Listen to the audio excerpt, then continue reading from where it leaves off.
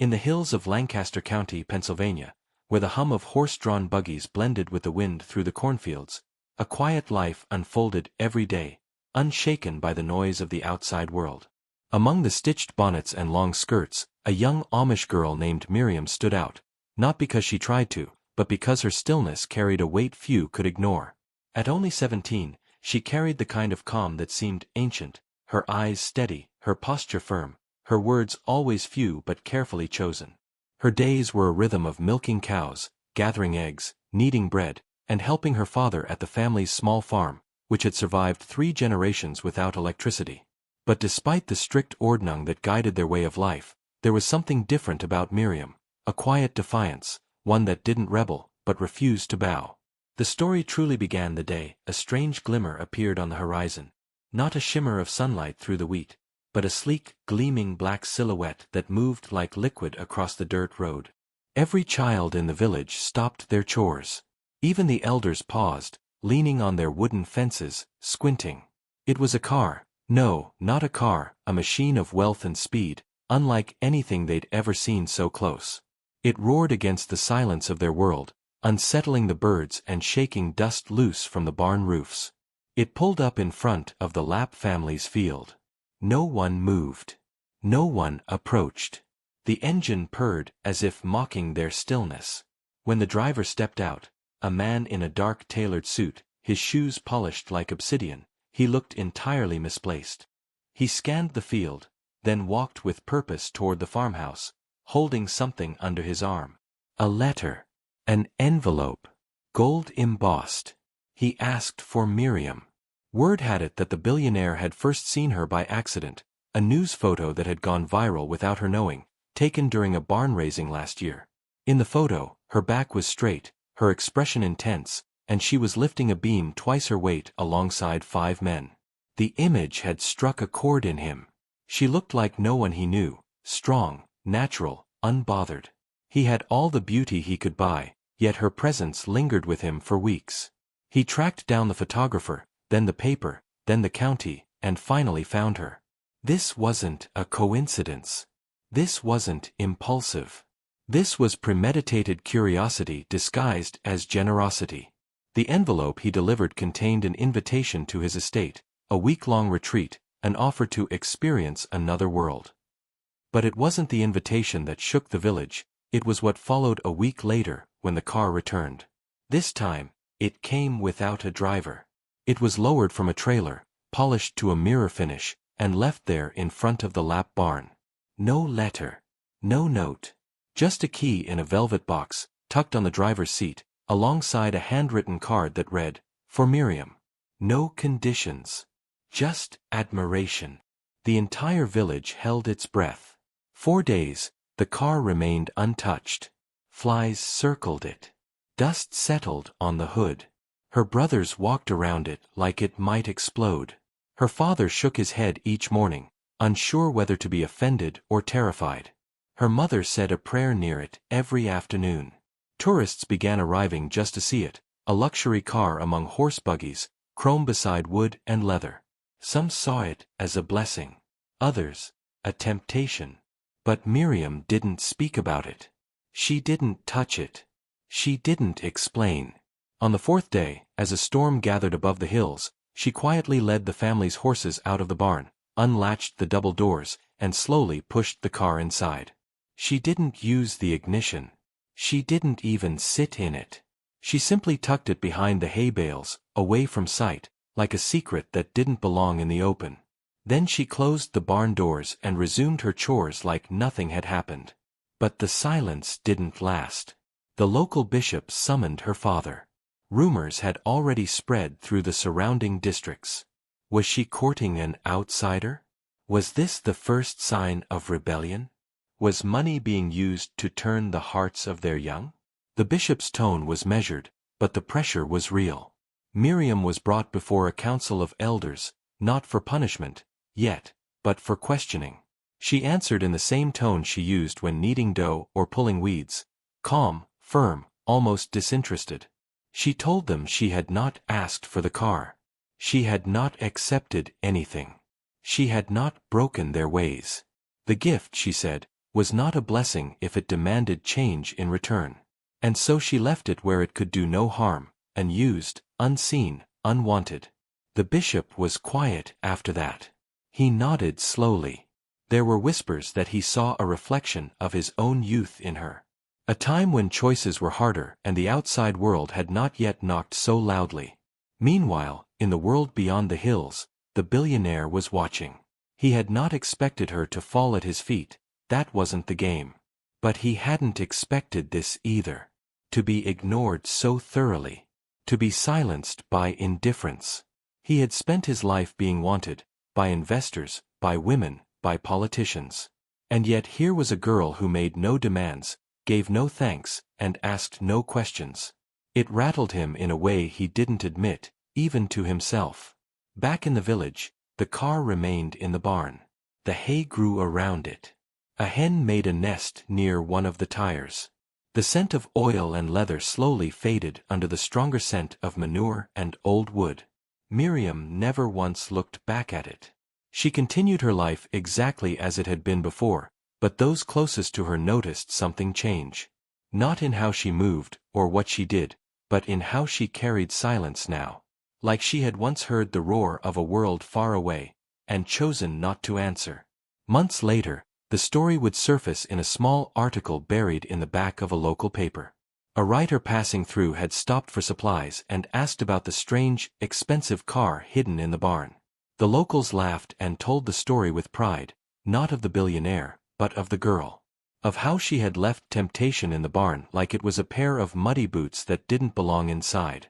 That article would be shared quietly, then loudly, then virally. People far from Lancaster read it with awe. Comment sections filled with words like respect, dignity, unbuyable.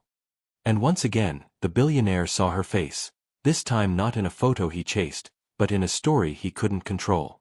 And she still never spoke of it. She never gave interviews. She never answered the letters that came by the dozen. She never replied to the magazines, the agents, the offers to appear on talk shows. The car remained in the barn. Her hands remained calloused. Her heart remained still. And somewhere in the silence, the billionaire who had once moved markets with a whisper found himself silenced by a girl who chose hay over horsepower. Not to prove a point. Not to shame him. But because she simply didn't need what he thought was everything. And in doing so, she taught him, and the world, a lesson louder than anything money could buy. As the weeks passed and the cold crept in through the fields of Lancaster County, the car remained sealed inside the barn like a memory no one dared disturb. Its surface collected layers of dust and hay particles, dimming the shine it once arrived with. Inside, the smell of saddle soap and raw wood overpowered whatever cologne had been embedded in the car's leather seats. Miriam no longer even glanced in its direction when she fed the horses or checked the traps along the outer fence. What had once caused murmurs and unwanted visitors eventually sank beneath the rhythm of her daily life. But not everyone let it go as easily. Some saw her silence as defiance. Others, especially the younger ones in the village, saw it as power. She never confirmed either. She just lived as she always had, quietly, efficiently, deliberately. But inside her, the balance had shifted. Not outwardly. Never in rebellion. Just deeper, like something beneath the surface had hardened and could not be undone. Her father, Isaac, had always been a stern man, guided by the Ordnung with unwavering precision, but even he began watching her differently now. He saw how she moved through the tasks of the day with a clarity that bordered on stillness. It wasn't laziness, nor detachment. It was something else. A weight. Something unspoken that lingered behind her eyes when she looked out at the hills, as if she were standing on the edge of two worlds and refused to step into either. He noticed her waking before the rest, standing in the barn longer than needed, her hand resting on the flank of a horse as if listening to its breath. Sometimes, when she thought no one was watching, she would sit at the far end of the barn loft with her boots off, her skirt tucked beneath her, and stare at the car, not with longing, but with calculation. She was not tempted. But she was not indifferent either. In the outside world, the billionaire, whose name was now whispered on blogs and forums as being behind the Amish car story, found himself increasingly unsettled. It was never about the car. He could have sent her a yacht. He could have built a library in her name. What haunted him wasn't her rejection, but the manner of it. She had removed the gift from the world without rage, pride, or thankfulness. She had reduced an object worth more than some homes into a thing to be moved aside, like a crate of unused lumber. He couldn't comprehend that. He had lived in a world where gifts were currency, where admiration could be purchased and affection followed generosity. He had underestimated the cost of being ignored. His staff tried to convince him to let it go. Public relations advised against pushing further. "She's a symbol now," one executive had said. "People admire her because she didn't sell out.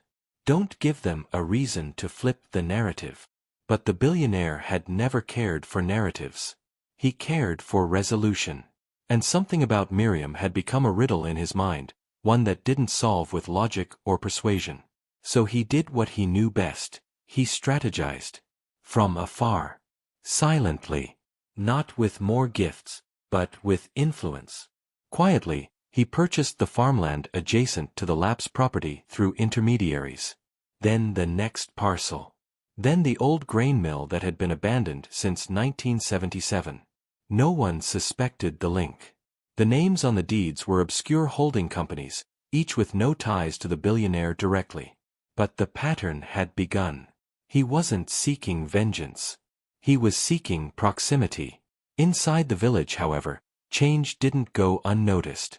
One morning, a new road crew arrived, English, not Amish, and began surveying the edge of the valley.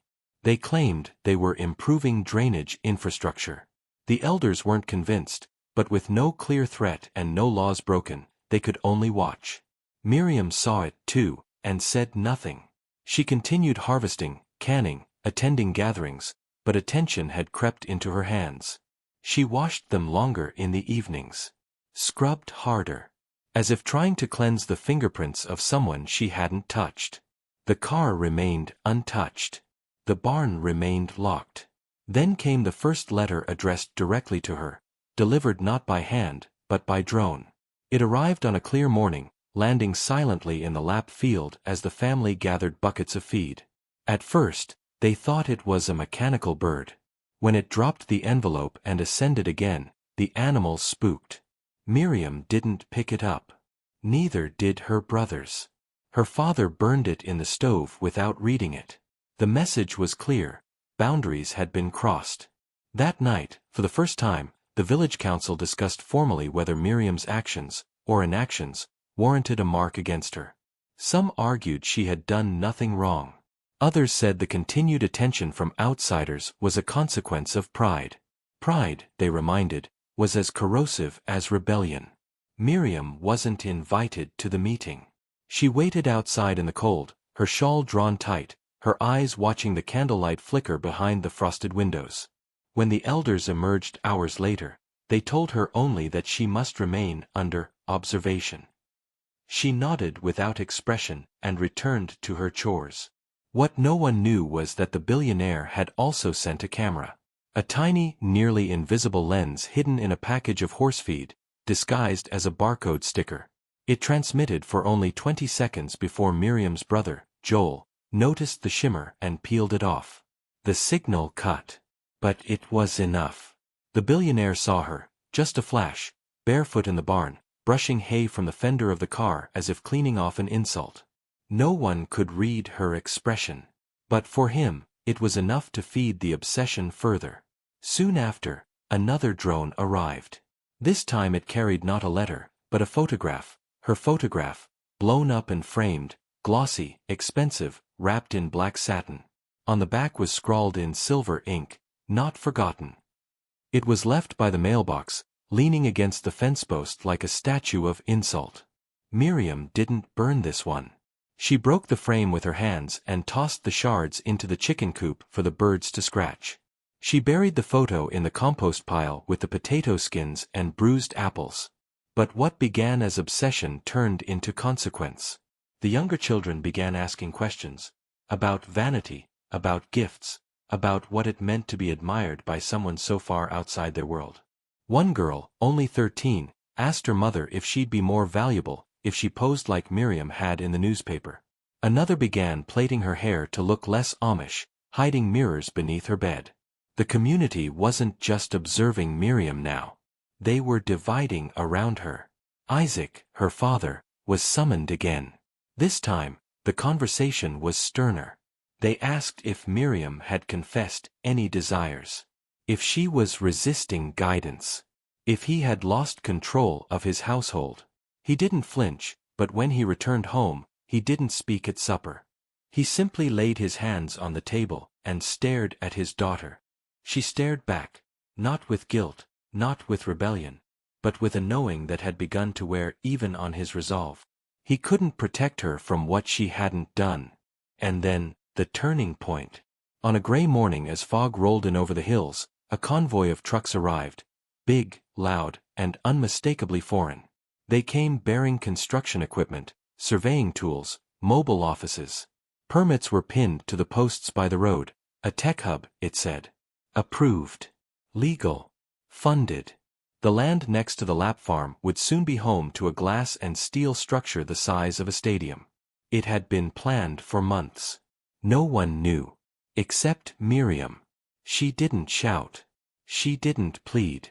She went into the barn, opened the door, and stood in front of the car. She didn't touch it.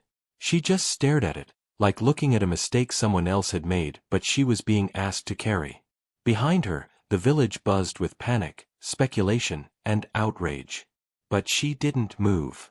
And the car stayed there, still glinting faintly beneath the dust and hay, the symbol of a storm they never saw coming. And through it all, she remained exactly as she had been the day it arrived, untouched, unmoved, and unbought. But the silence around her had begun to break. And the world she tried to hold back was no longer asking for permission. It was moving in. The construction began faster than anyone had anticipated. Within days, the familiar quiet hum of the valley was broken by the grinding of machinery, the barking of foremen, and the incessant hammering of steel into ground that had never known such violence. Massive trucks arrived at sunrise, their wheels sinking into the soft earth, shaking the ground as they passed the narrow roads lined with buggies and wooden fences. Every morning, smoke plumed from generators. The air filled with the scent of diesel and hot metal. The valley, once a sanctuary of simplicity, was becoming a skeleton of scaffolding, cranes, and endless noise. The Amish community had survived storms, droughts, even the slow infiltration of tourists. But this intrusion of glass, wires, and blueprints, felt like a line had been crossed. And at the silent center of it stood the barn. And inside the barn, covered in a soft coat of dust and hay, the car remained. The engine never started. The doors never opened. The gift never claimed. Miriam's days took on a new tension. She worked as she always had, milking in the gray morning light, helping her mother with the butter churn, weaving baskets for the upcoming fair, but now each motion was laced with awareness. The distant clangs of construction echoed off the hills like reminders. Her neighbors no longer whispered in the fields. They spoke openly now, some accusing her of bringing the storm, others defending her right to have said nothing. The community fractured in a way that had no precedent. It wasn't about the billionaire. It wasn't about the car. It was about what she had refused, and what that refusal had awakened in everyone else. One evening, as the sun lowered behind the rising frame of the tech hub, Miriam walked alone to the far pasture. She carried a bucket of grain but left it untouched at her feet. Her eyes moved across the horizon, where the machines dwarfed the fields that once held barley and winter squash. She didn't cry. She didn't pray. She stood there, her shawl drawn tight, her boots sinking into the soft soil, and said nothing. Behind her, Isaac watched from the porch. He had begun aging faster these past weeks. His beard grayed at the edges. His silence grew longer at mealtimes. He no longer corrected her posture or asked why she came in late from the barn. The weight between them had shifted. It was no longer about discipline. It was about reckoning. The next morning, a group of elders arrived at the Lap farm. They brought no smiles, no greetings. They asked for Miriam directly. Her mother tried to shield her, but they insisted. She emerged from the barn with her sleeves rolled, dirt on her hands, and a strand of hay in her braid. She faced them without flinching. They led her to the small meeting house behind the schoolyard. No one else followed. Inside, the men sat in a circle. No paper, no recorder, no judgment yet, only questions. They asked if she had communicated with the man since the car arrived. She said no. They asked if she had accepted gifts, spoken to outsiders, broken contact rules. Again, no. Then they asked what no one had dared before. Did she want something beyond this place? She paused then. Not because she doubted, but because the question was wrong. She didn't want the outside. She didn't want the billionaire. She didn't want the car. But she also didn't want a life where her silence could be so easily twisted into scandal. She answered softly, not out of fear, but certainty. She said she wanted to be allowed her stillness, without being turned into someone's symbol. She said she wanted to carry her values without having to defend them to those who shared them. The room grew cold. The elders said nothing more. They stood.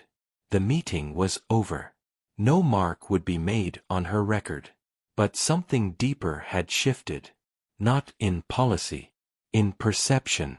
As the tech hub neared completion, news crews began appearing. At first, they stayed by the new road, capturing the contrast between the steel towers and the old farms. But soon, they pushed closer, asking questions in town, filming buggies as they passed, interviewing shopkeepers who had no interest in being known. Someone leaked the story of the car. Again. And this time, it wasn't just whispers on the internet. A well-known television host included the incident in a segment titled, "The Girl Who Turned Down a Billionaire." The clip went viral. Debates raged on talk shows. Miriam's image, taken from the original barn-raising photo, became a meme, her face photoshopped beside mansions, sports cars, jets, always looking the other way. And still, she remained silent. Letters came again, in bundles. Some handwritten, others typed in elegant script. Some praised her. Some called her ungrateful. Others offered opportunities, college scholarships, endorsements, modeling contracts. One letter simply said, "Teach me how you say no." Her father began burning them before she could see them. Her brothers built a new box for the mail, one that locked. But none of it stopped the world from pressing in. Tourists took photos from the edge of the field. A drone flew too close to the chicken coop and spooked the hens. Someone carved "Unbought" into the fence. The billionaire, watching all of this unfold from the top floor of his Manhattan tower, found no satisfaction in the chaos. What he'd tried to command with awe had unraveled into a spectacle. His advisors begged him to make a statement. He refused. Not out of strategy but shame. Somewhere along the line, he had lost sight of her. Not her image, which he still obsessed over, but the human behind it. She had never asked for this. He had made her into a screen on which others projected their hunger, their values, their pride. And he realized, for the first time in years, that his power had limits. But pride doesn't bow easily. So he sent one final thing. Not a car. Not money. Not flowers or drones or photographs. He sent a journal, hand-bound, blank pages, leather-wrapped. Inside, on the first page, he wrote, "This world talks too loud. Write only if you wish. I will never speak of it." There was no signature. No address. Just the object, left on the barn's doorstep like a question too tired to be answered aloud. She didn't pick it up for 3 days. When she finally did, she didn't open it. She took it inside, placed it under her bed, and left it untouched. Not because she feared its meaning, but because some things didn't need responding. Not every silence needed to be filled. And so, while the tech hub opened with ribbon cuttings and press conferences, while journalists still asked about the girl with the car, while her photograph hung on dorm walls and became the subject of essays, Miriam tended the soil. She fed the horses.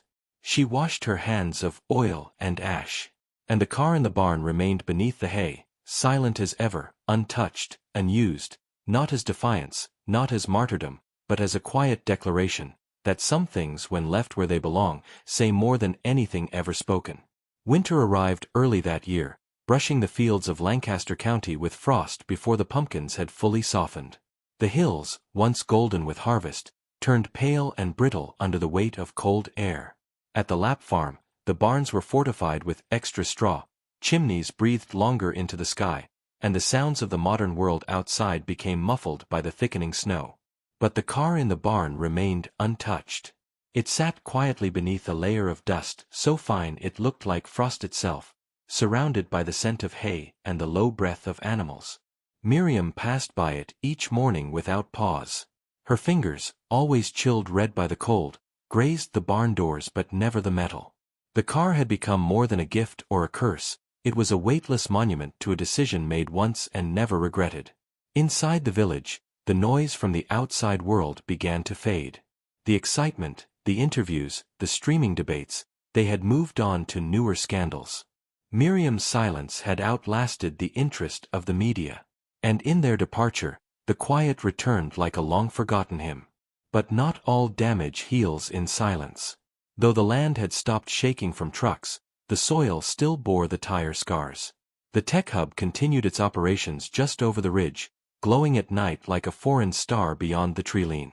The community had adapted as they always had, with slow, measured breath, but something in their rhythm had been permanently altered. Among the younger families, there was a growing unease. Some parents began restricting their daughters from walking alone to market. They said it was because of the snow. Others started turning away tourists with sterner language. The bishop extended guidelines about interactions with the English, reaffirming traditional separations. But no one said what they truly feared, that the line between their world and the other had been blurred by one silent girl and one extravagant gesture. Miriam had become a figure that could not be discussed without splintering the table. She was not revered. She was not condemned. She was simply there, at the edge of every decision, in the shadow of every new conversation. Her father remained a man of silence and structure, but even he had begun to age in a way that could be measured in size. He no longer asked Miriam to explain her actions. He no longer spoke of obedience or order. Instead, he watched her as one watches a tree grow in unpredictable wind, aware that it may lean in an unexpected direction, but powerless to pull it upright. They shared their tasks without tension but without closeness. There was love, but it had become the quiet kind, the kind that sets a table for someone without asking if they'll eat. One night, during the darkest stretch of winter, a fire broke out in the storage barn near the edge of the Lapp property. Sparks leapt from a faulty kerosene lamp and caught the old beams like kindling. The blaze lit the night sky red, and the sound of animals crying echoed through the hills. Miriam was the first to reach the barn. She didn't scream. She didn't run in wild panic. She pulled open the stall doors with deliberate force, untied ropes with frozen fingers, and drove the frightened animals into the snow with sharp commands. Others arrived minutes later, neighbors, brothers, cousins, but by the time the last sheep had stumbled out, Miriam's dress was scorched at the hem and her hands were blistered. She didn't speak a word. She simply knelt in the snow beside a foal that had collapsed and placed its head in her lap until the trembling stopped. The fire didn't spread to the main barn. The luxury car was untouched. But the story spread. Not the part about the fire. Fires were common. What spread was what she did, how she moved, how she chose to enter the smoke before anyone else. How, when faced with danger, she didn't hesitate, didn't wait for guidance, didn't defer. And for the first time, something shifted in the way the village saw her. She was no longer just the girl who'd left the car untouched. She was the girl who had entered fire without waiting to be asked. In the weeks that followed, small gestures began to emerge. A loaf of bread left on her doorstep by a neighbor who had once spoken against her. A hand-knit shawl with no note, placed over the fence. Her mother, who had remained withdrawn through the turmoil, began humming again as she worked. Her youngest brother, Amos, who had once avoided eye contact, asked her to walk with him to the mill. None of these were declarations. They were acknowledgments, unspoken offerings of rethreaded trust. Yet not everyone found peace in her stillness. The billionaire, though now quieter in the public sphere, had not forgotten. He had taken the silence as a form of response, and in it, he began to imagine meanings she had never intended. He wondered if she watched the tech hub from her window. If she resented it. If she secretly admired it. He wondered if she had opened the journal. If she had written anything. He told himself he would never seek another answer. But men who live in towers rarely obey the oaths they whisper in empty rooms. He sent one more message. Not through drones. Not through letters. He arrived. In the dead of winter, as snow buried the side roads and froze the wells, a single black car arrived at the edge of the village. Not a luxury vehicle this time, but a modest sedan with no markings. He wore no suit. No entourage followed. He wore a plain wool coat, gloves, and boots that looked bought for this single occasion. He left the car by the schoolhouse and walked the path to the Lapp property on foot, each step slow and careful, as if not to disturb the world beneath him. Miriam saw him before anyone else. She was in the barn, mending a broken hinge, her breath rising in visible puffs as she hammered. She paused when she heard the crunch of snow, and for the first time since the car had arrived months ago, she stepped out of the barn to face what had always stayed distant. He did not speak. Neither did she. They stood several paces apart, the wind weaving between them. He held something in his gloved hands, not a gift, not an envelope, but the journal she had never touched. He held it out. She did not take it. He didn't insist. They stood like that, two figures from separate worlds, facing each other not as adversaries or strangers, but as the consequence of a question that had never been asked properly. Finally, he lowered the journal. His voice, when it came, was softer than she expected. I came to see what silence looks like when it doesn't need anything. She didn't reply. He nodded, not in defeat, but in understanding. Then he turned and walked back the way he had come, leaving only his footprints in the snow, each one slowly being erased by the wind. Miriam returned to her hinge. The hammer struck wood again. The barn absorbed the sound. And the car remained untouched. The thaw came late that spring. Snow clung stubbornly to the edges of the fields, and the horses' hooves struck cold mud long after the first buds dared to appear. But even as the earth softened, the air remained cautious, like it too remembered the weight of a winter that had pressed harder than most. On the Lapp farm, preparations for the planting season resumed with a quiet determination. Miriam, now 18, carried herself with a steadiness that no longer surprised anyone. She rose earlier than the roosters, her hands already blistered by the time the sun broke the frost. Each movement was deliberate, each silence no longer questioned. She had, without seeking it, become the most watched and least spoken about figure in the community. The barn, still weathered from the smoke of the winter fire, had been reinforced with new planks. The luxury car remained in its place behind the stacks of straw and unused harnesses. Dust no longer settled as freely now that the barn doors were opened more often, but the vehicle's surface had dulled nonetheless. The black had faded to gray beneath the hay-filtered light, and cobwebs formed delicate bridges from the fender to the rafters. Miriam never disturbed them. She tended to the animals around the machine as if it were no different from the other silent tools stored in the barn, an object without purpose, a presence that belonged to no one. Beyond the pastures, the tech hub continued to expand. What had once been a single structure had grown into a complex. Sleek corridors, green-lit glass facades, and signs in block letters that could be read from the road. More English workers now passed through the area, parking closer, walking faster, speaking louder. Some of the younger men nodded politely when they saw the Amish folk. Others stared. A few, emboldened by curiosity or ignorance, asked questions they should not have. But none approached the Lapp farm. Not since the man had come and gone in silence.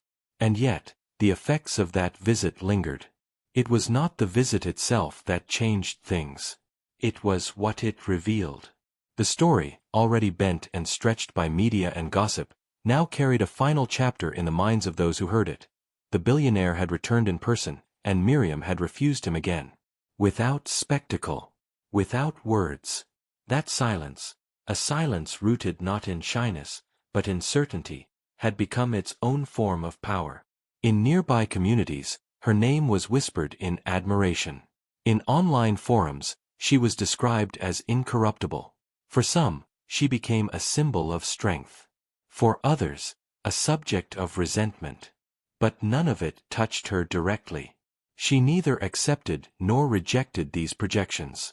She simply continued. That season, the bishop made a rare decision. He invited Miriam to speak, not before the entire community, but to the young women preparing for baptism. It was not a request. It was a calling. Though it had never been done before, the bishop believed her experience, her endurance, had earned a place in their quiet teachings. Miriam said nothing at first. She stared at her hands, weathered and strong. Then she nodded. On the day of the gathering, she wore no special shawl, no ribbon in her braid.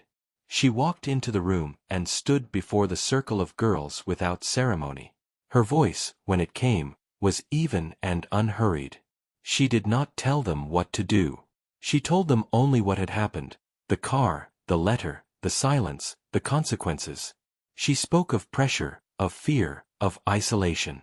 But she also spoke of stillness, of not needing to react, of allowing quiet to mean something other than surrender. She ended with a sentence that would not be quoted in headlines, but would be remembered longer than any photograph. The world can hand you something with both hands, but that doesn't mean you have to take it. Afterward, no applause followed. No one praised her. The girls returned to their tasks. But something had shifted. Not in noise, in weight. The elders said nothing, but their eyes lingered longer on Miriam's face in the days that followed. Some of the harsher voices from months before softened. And her mother, who had once feared the car more than the outside world itself, began setting a second place for tea when Miriam worked late in the barn. The journal, still unread, remained under Miriam's bed. But its presence no longer felt intrusive. It had become part of the furniture of her life, like the window that looked out over the field, or the quilt folded at the edge of her mattress. She did not fear it. She simply no longer needed it.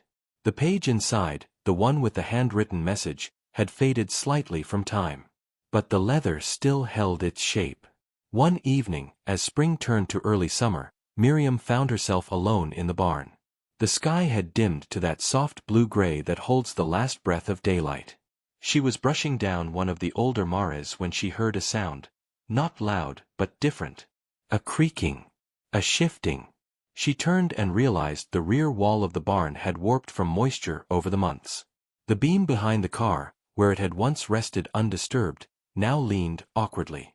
The roof above it sagged just slightly. It wasn't a collapse, not yet, but it was a warning. She approached slowly, stepping over tools, buckets and dried straw, until she stood in front of the car for the first time in over half a year. She reached out. Not to open it. Not to sit in it. Just to place her hand on the hood, to feel the metal as it was. Cold, inert, waiting. She could hear the ticking of the barn around her, the slow contraction of wood under the change in air. And for the first time, she saw the car not as temptation or curse, but simply as an object, once meant to impress, now just vulnerable under the same roof that protected the animals and the hay. She stepped back, took a long breath, and began moving bales and tools away from the rear wall. Not to clear the car, to brace the barn. She retrieved nails, a hammer, and fresh boards from the storage shed. As night fell, she worked by lantern light, repairing the beams, fortifying the frame. Not because the car needed saving. Because the barn did. The next morning, the structure stood firmer than it had in months. Her father noticed the changes and said nothing. But when he passed the barn later that day, he paused at the door. He stared at the car for several seconds, then turned away, his face unreadable. Life returned to its rhythm. The tourists, having moved on, no longer stopped by the fence. The tech hub, despite its size, remained quiet, its staff arriving and leaving without conflict.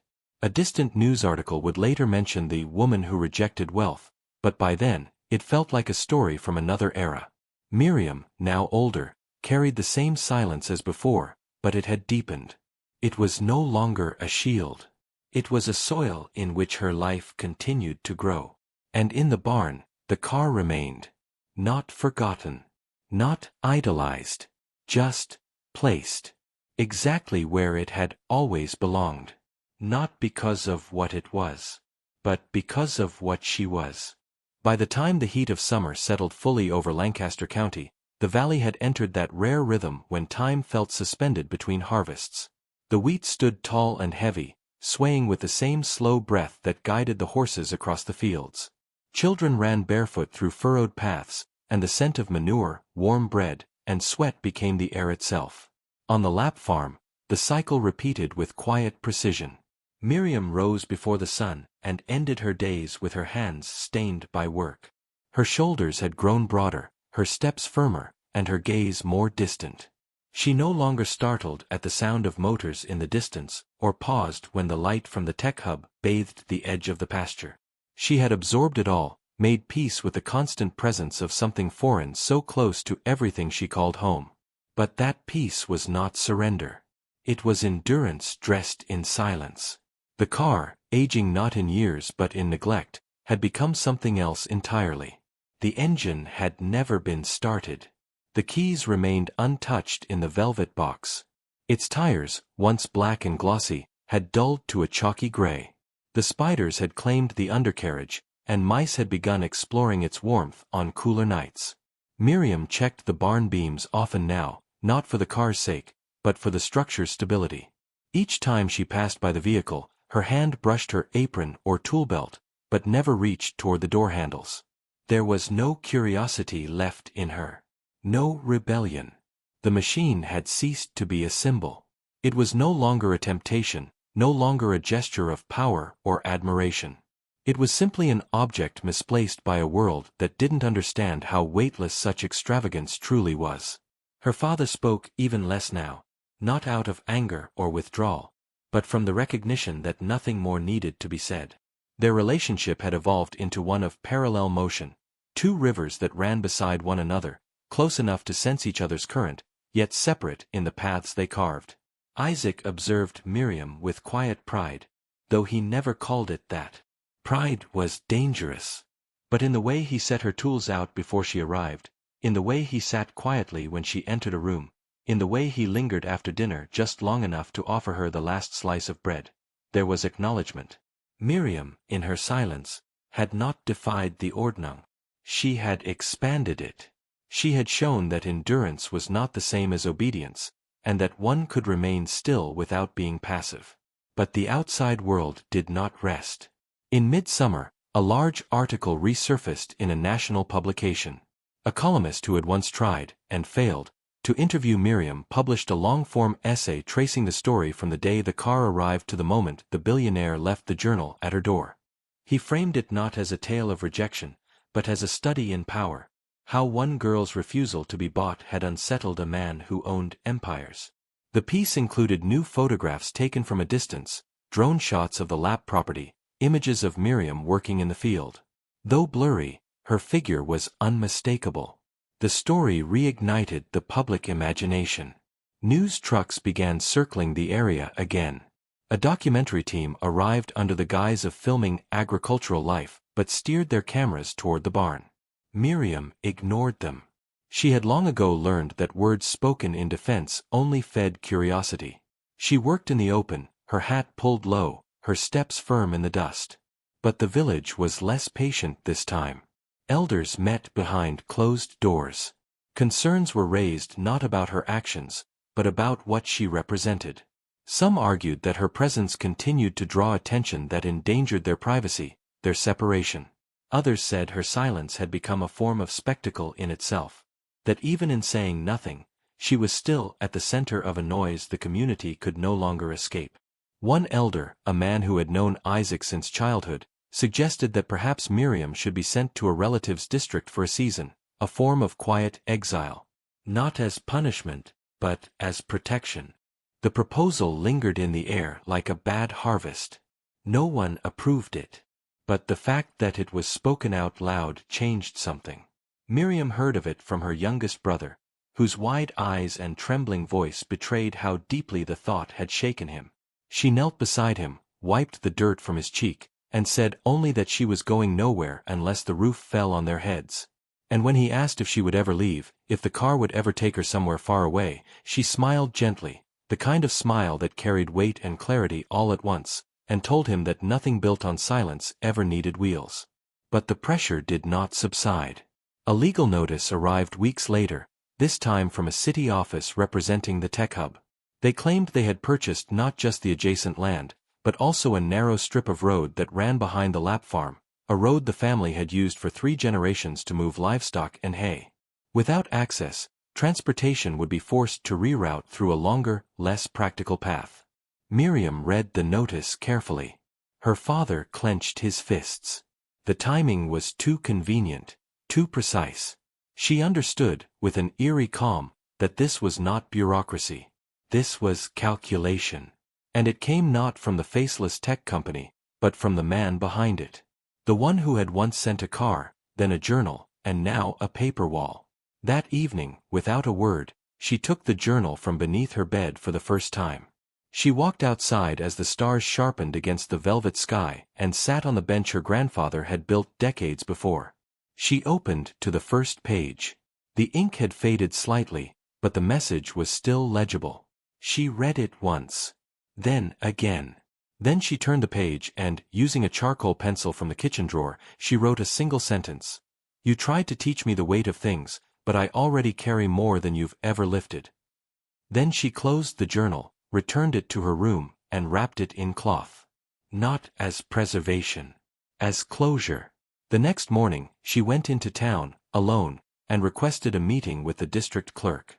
The man, surprised by the visit, offered her tea. She declined. She asked to see the original land titles. After some reluctance, he retrieved them. Her eyes scanned them line by line. There, in the earliest records, she found the clause she hoped existed, a note written in the old farmer's hand, dated nearly 80 years prior, declaring shared access rights to the disputed road in perpetuity as part of a barter agreement with the Laps. It had never been digitized. It had never been rescinded. She returned home and handed the document to her father. He stared at it, read it twice, then placed it on the table as though it were a loaf of fresh bread after a long famine. He didn't speak. But when he stood, he placed his hand on Miriam's shoulder, and for the first time in months, he looked her in the eyes not with concern or calculation, but with gratitude. The pressure eased. The tech hub retracted its claim. The letter was declared void. The news cycle lost interest again.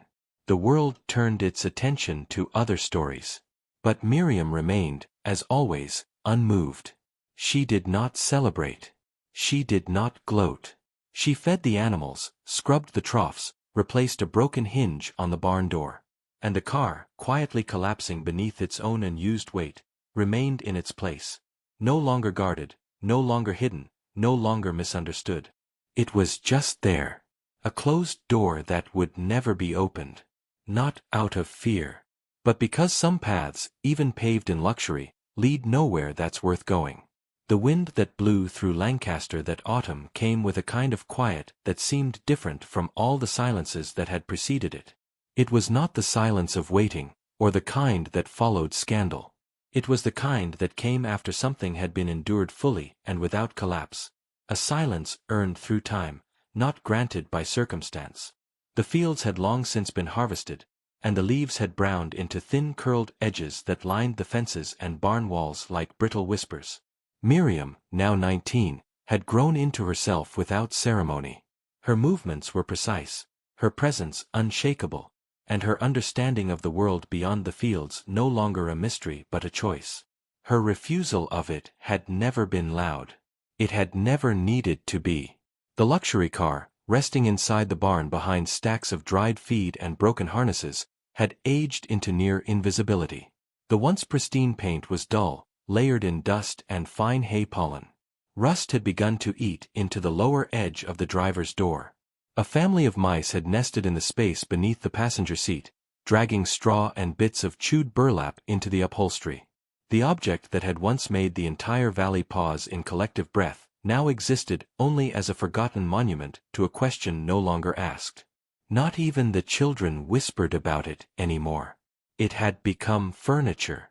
A relic not of wealth, but of irrelevance. Miriam passed by it daily, her body brushing the same arc in the hay each time she moved a bale or brought the goats in during early dusk. It neither beckoned nor repelled her. There were no feelings left to resolve around it. Her rejection had been complete, not just of the gift but of the entire transaction it implied.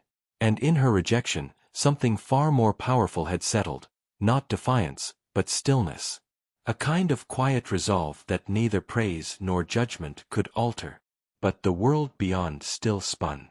The tech hub, now fully operational, pulsed at night with artificial light, throwing a pale blue glow against the treetops and disturbing the natural rhythm of birds and insects. Commuters flooded the main roads in the early morning, their vehicles casting trails of exhaust behind them like modern smoke signals. Small cafes had opened closer to the Amish borders. Billboards with polished smiles and promises of connectivity now stood where the cornfields once reached uninterrupted. Tourists, although fewer in number, still occasionally came seeking the famous barn and the girl who refused a billionaire, even if no one remembered her name anymore. They took photos from a distance, embarrassed to ask questions, aware on some level that the story had moved on without them. The billionaire himself had retreated again into the fold of his empire. His name returned to headlines, but for other reasons: mergers, acquisitions, legal inquiries. His encounter with the Amish girl, once a private curiosity turned public fascination, had become a footnote. The journal she had written in, that single sentence buried in pages of blank potential, remained unopened in his safe. He had never read it. Not out of disinterest, but out of restraint.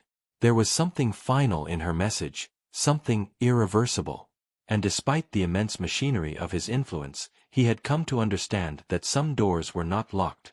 They were simply not his to open. Yet, even from afar, he had not entirely let go. Through back channels and silent donations, he had directed funds to several preservation societies operating near Lancaster. He made no attempt to link his name to the gestures. He wanted nothing in return. Not even acknowledgement.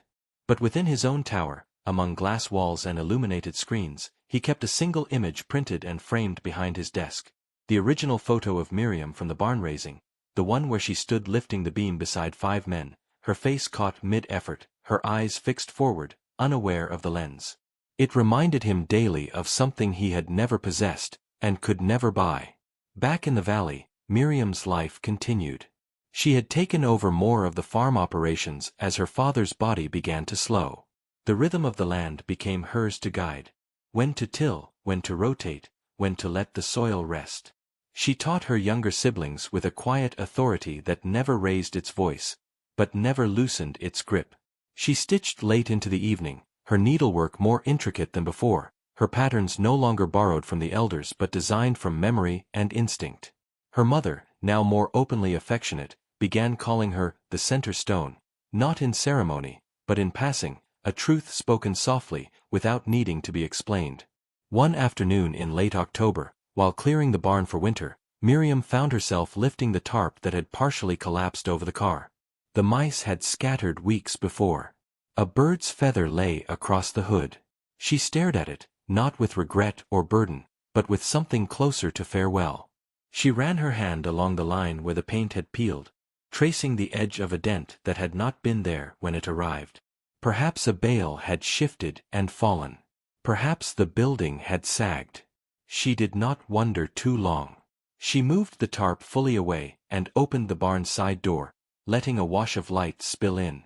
For the first time since its arrival, the car sat fully revealed again, not as an offering, not as a scandal, but as what it truly had always been, a gesture that had never been required. She returned with a pail and rag, and without a word, she began to clean it. She didn't do so out of sentiment. It was not an act of gratitude. She did it because dust left too long begins to rot wood, and she had decided the car would no longer be hidden.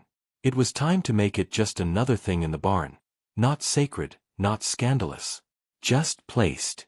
She wiped the windows, cleared the cobwebs, and left the doors ajar to let air circulate. Her brothers passed by once, slowed at the sight, but said nothing. Her father watched from a distance, nodded once, and returned to stacking firewood. The car, now visible to all who entered the barn, lost its mystery. A few neighbors came and went, peeking in during deliveries. No one asked questions anymore.